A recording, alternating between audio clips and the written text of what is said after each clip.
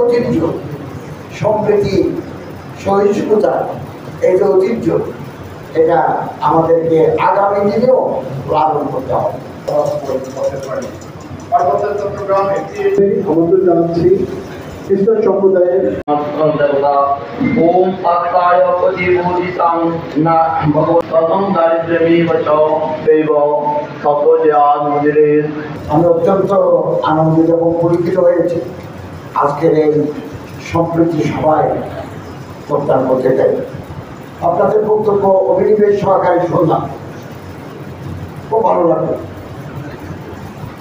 এই আমাদের এই দেশ আগমন কাল ধরে সাম্প্রদায়িক সম্প্রীতি এবং সৌহার্দ্যের দেশ, এবং আমরা এখানে বিভিন্ন জাতি, গোষ্ঠী, ধর্মের মানুষ একসাথে বসবাস করে আসছি। একসাথে আমরা স্কুলে যাই, কলেজে যাই, ব্যবসা করি, বাণিজ্য করি, চাকরি করি, আমরা সুখ দুঃখে এক অপরের ভাগে হই।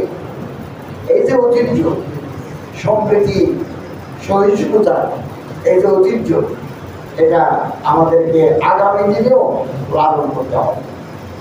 তবে মাঝে মধ্যে এই সম্প্রীতিতে টান পড়ে বা টান, আমরা সচেতনতার থাকবো, সতর্ক থাকবো।